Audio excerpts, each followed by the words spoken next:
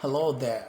This is SJW Africa, um, a continuation of my story. Uh, I decided to do something without my glasses today. You know what I mean? Um, I felt that Africa should see my eyeballs, and probably Joshua is also watching on to see who this guy is that is burst into the African continent because I'm about to release some venom.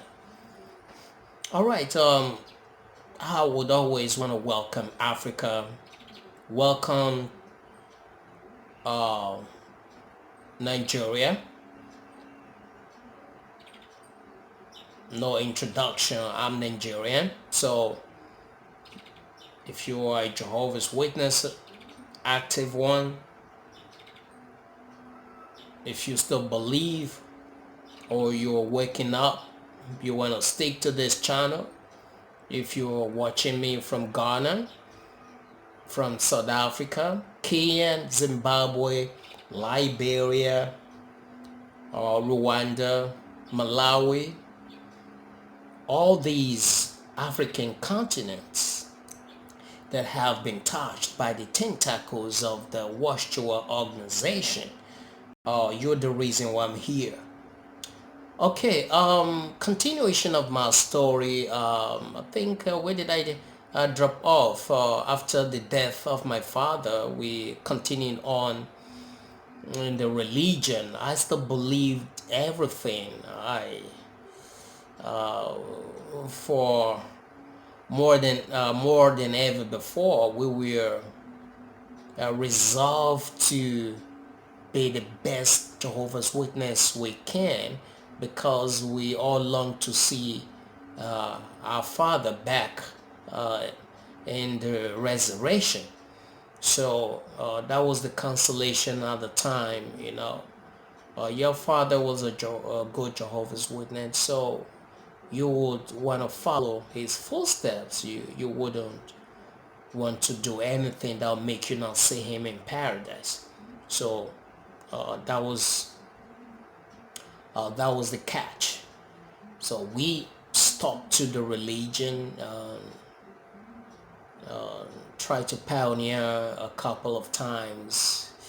Enemies, hardship. The hardship did not make things any better. You know, we were just struggling, but we were enjoying it. Kind of, you know, you're suffering and you're kind of enjoying it, thinking to yourself, oh, you were doing this for Jehovah. You know what I mean? So even if you are down and you know you just have this excitement inside of you that okay, all this is for Jehovah. I get it. So we kept going on like that.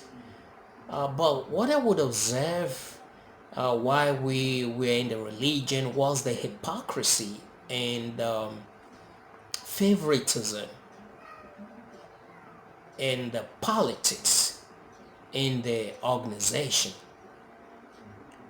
Um, I was baptized 1995, and I no matter what I did right in the religion, I was never recommended for any privileges of service because they saw me as someone who is always critical about stuff going on, you know, ask questions or you want to frown at certain things that are happening and the elders will see you as not submissive. So for that reason, I was kept out. Um, I was kept out for a long time, and I was determined that I was not going to play their game. I was not going to play this politics. You know, if my spirituality is what should earn me a privilege of service, so be it. Why should I kiss your butt or worship you before I can be recommended? So I said, well, that's not a ticket to everlasting life. I would just be the way I am and try to do what I can. Um, I say I will say to myself, no, I would not do that. I'm not known to be uh, a sycophant or a butt kisser. Lots of things were going on in the organization that did not add up, but that didn't make me to question at any time. I just felt, or like they would say on the podium, that we are imperfect. Whatever rocks you see in the organization, Jehovah will clean it up uh, in His own time. We shouldn't let the imperfections of others be the reason why we go astray. So I would say, okay, yeah, I don't care what happened. In as much as I would say, oh, and by the way, I believe in those men in Brooklyn, the faithful and discreet slave. Yeah, you know what I mean. In as much as the the top is not corrupt, I'm good. Um, so it was for many years like that, and during this time, I had begun to find a way to get an education. And though I couldn't go uh, get admitted into college formally, I I was determined. I was determined to find a way to get around higher education. So I would apply for weekend lectures of campuses uh, and all that. That's my child. That's my child calling right there, my daughter. I think I'll continue in my next video. I just want to go check on her before she begins to get agitated. Um, Please do remember you are still on to XJW Africa Wesley SAS, and this is out going out to all Jehovah's Witnesses out there in Africa and also around the world who are waking up to